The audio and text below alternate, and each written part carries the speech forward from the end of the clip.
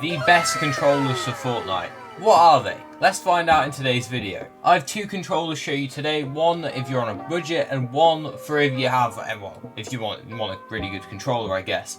Let's get right into it. This is the Xbox Elite Series 2 controller. It is the first controller I recommend for Fortnite. You'll be able to see the control freaks are on it at the moment. These actually come off, as you can see, and this is what the stick looks like normally, but I prefer using controller freaks on it. Some really good points about this controller is it's high quality, it's got a good make, it's got high quality buttons, and if we look, you can actually also, you can tighten the thumbsticks so they're easier or harder to move, which I think is a great one. You can have different profiles on the controller, so you can have different people playing on it with all different binds. If we turn the controller around, this is when it gets crazy, because we have the paddles, which there are 4 paddles on this controller. If you don't want to play paddles, that's fine, they come off super easily and you won't even notice they're gone.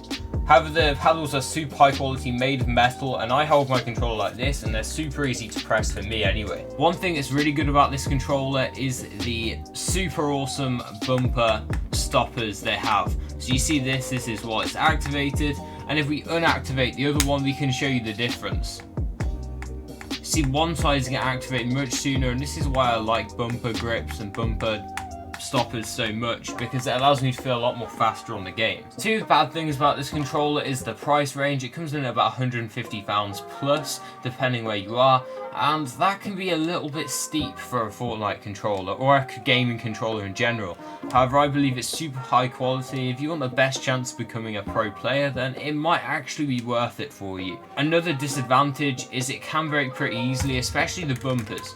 For the amount you pay, it's not the most durable, however it is very high quality. It does come with warranty though, so if it does break, you can easily send it back and repair it, have it repaired, but you won't have a controller while it's gone. This is the first best controller for Fortnite, so what about the second, more cheaper option? It's basically this, but cheaper, and it is, whoa. Make sure you pop in code JKC in the Fortnite item shop if you've enjoyed this video so far, as it helps me out and allows me to post videos like this one. Do it, and let's go. Look at this bad boy right here. As you can see, the control freaks are still on it. These are different control freaks, however, the thumbsticks look like this. Pretty similar, I have to agree, however, they do not come off and you cannot tighten them. That is a feature strictly for that other controller. This is the Fusion Pro 2 controller, and both of the reviews for both these controllers will be on the screen at the end of the video if you want to check them out, also in the description. A couple of advantages this controller has over the other one though is this button right here.